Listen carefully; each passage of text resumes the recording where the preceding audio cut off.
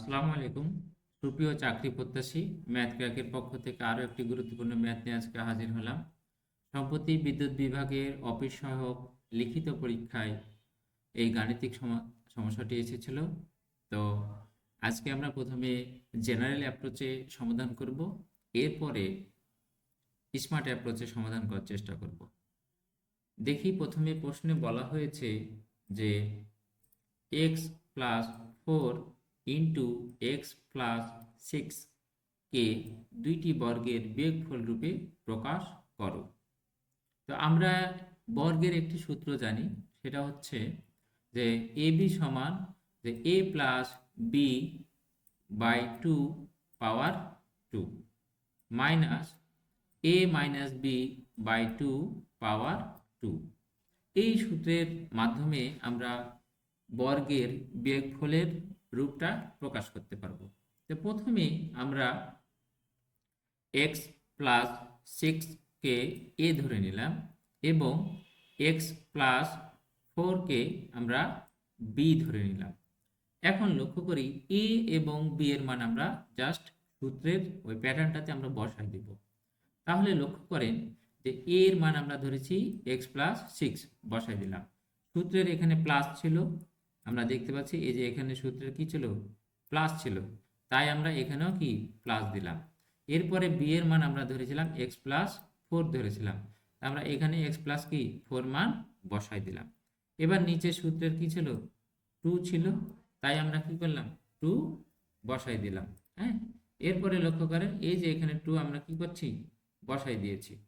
এরপরে লক্ষ্য করেন যে আমরা পরবর্তী যে মান আছে সূত্রের এখানে কি মাইনাস আছে, তাই আমরা কি মাইনাস বসালাম এবং এখানে এ এর মান বসাবো এক্স প্লাস 6।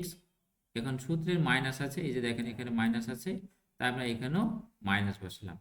এখন আমরা দেখতে পাচ্ছি যে বি এর মান এক্স প্লাস 4 আছে। এখন এই সূত্রের মাইনাসের সাথে এটা এই রাশিটি ক্যালকুলেটিভ হয়ে কি হয়ে যাবে, মাইনাস হবে, এক্স বসে গেল আর এই প্লাস এবং কি মাইনাস মিলে কি হয়ে যাচ্ছে, মাইনাস হয়ে যাচ্ছে। এখানে আমরা দেখতে পাচ্ছি এখানকার প্লাস এবং কি এই যে সূত্রের মাইনাস এই জায়গায় তখন কি হয়ে গেল, মাইনাস হয়ে গেল। তো এই মাইনাস হওয়ার পরে কি আমরা 4 বসাই দিলাম। এখন কি নিচে সূত্রে 2 ছিল 2 বসালাম, উপরে পাওয়ার আকারে 2 ছিল 2 বসালাম।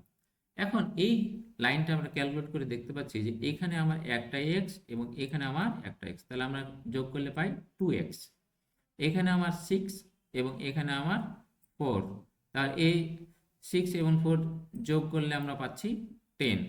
নিচে সূত্রের 2 ছিল 2 বসালাম এবং উপরে যে পাওয়ার আকারে 2 ছিল কি 2 বসাই দিলাম।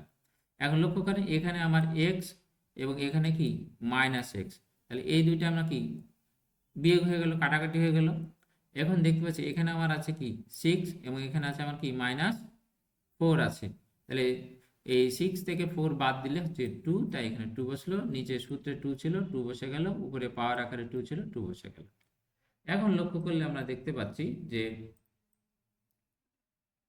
এইখানে যে 2x আছে আমার এখানে, তো এখান থেকে আমরা কি 2 কমন নিলাম। 2 যদি আমরা কমন নিই তাহলে দেখতে পাচ্ছি এখানে আমার কি থাকলো, x থাকলো। আবার এই 10 থেকে যদি আমরা 2 কমন নিই তাহলে আমার এখানে কি থাকছে, 5 থাকছে। আমরা কমন নিয়ে নিলাম। কমন নিয়ে নিলে দেখছি যে এখানে সূত্রের নিচে কি 2 ছিল 2 থাকলাম, পাওয়ার 2 ছিল 2 রেখে দিলাম। এখন এই যে এইটুকু দেখেন 2 আর 2 যদি কাটাকাটি করে তাহলে কি হয়, 1 হয়ে যায়। আর উপরে পাওয়ার 2 আকারে ছিল 2 এখানে বসাই দিলাম। এখন লক্ষ্য করে দেখতে পাচ্ছি আমরা যে এই যে এখানে যে এই যে কাটাকাটি হয়ে গেল, এখন এটুকু আমরা কাটাকাটি করে 1 পাইলাম। এখন এরপরে আরো একটা আমরা দেখতে পাচ্ছি এখানকার এই যে 2 কাটা যায়, এখন এই 2 কাটা যায়, 2 কাটা চলে গেলে উপরে শুধু কি থাকে, এক্স প্লাস 5 থাকে এবং পাওয়ার আকারে কি থাকে, 2 থাকে। তো এই 2 আমাদের রেখে দিলাম। তাহলে আমরা দেখতে পাচ্ছি এখানে কি এক্স প্লাস কি 5 পাওয়ার কি 2 এবং এখানে কি 1 এর উপরে পাওয়ার 2। ঠিক এখন দেখেন যে এই রাশিটি আমাদের কি বর্গের বিয়োগফল রূপে প্রকাশ হয়ে গেছে।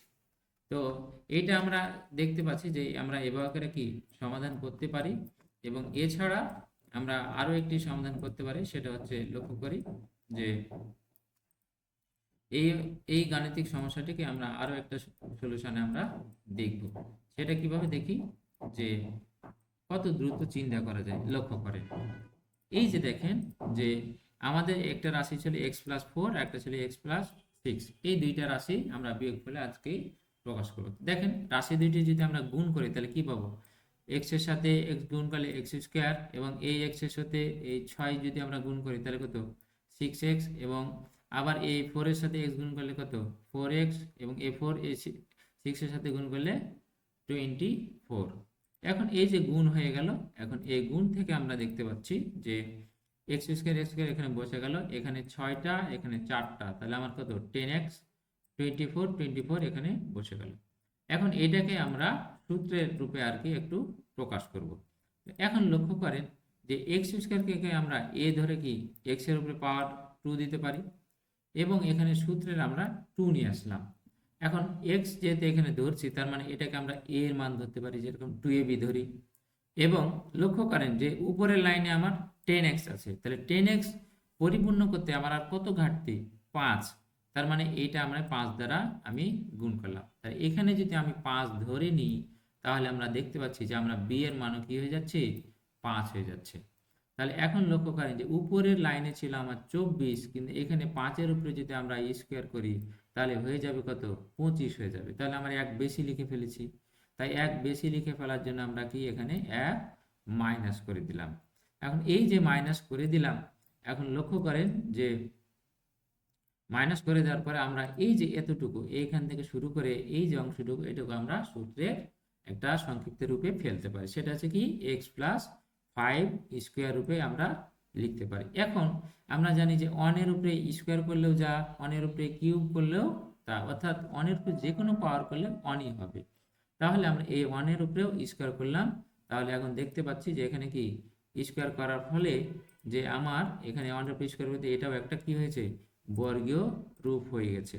তো এখন যদি আমরা লক্ষ্য করি যে এইটা x+5 power to the power square হয়ে একটু বর্গ রূপ হয়েছে, এবং 1 এর উপরে স্কোয়ার হয়েও একটি কি হয়েছে, বর্গের রূপ হয়েছে। তো এইভাবে আমরা এই বর্গের রূপগুলো আমরা কি একটু হ্যান্ডেল করতে পারি। তো আজকে এ পর্যন্তই। আল্লাহ হাফেজ। আরও সুন্দর সুন্দর ভিডিও পেতে বা আপনাদের যে কোনো গাণিতিক সমস্যা যদি মনে হয় যে এটা বুঝতে পারছি না, তাহলে ইনবক্স করবেন, আমরা ভিডিওতে সেই গাণিতিক সমস্যাগুলো নিয়ে আলোচনা করব, এবং ইনশাল্লাহ আপনারা উপকৃত হবেন। এবং উপকৃত যদি হয়ে থাকেন তাহলে অন্যদেরকে কমেন্টে বা এই গ্রুপটি সম্পর্কে একটু জানাবেন। আজকে এ পর্যন্তই। আল্লাহ হাফেজ।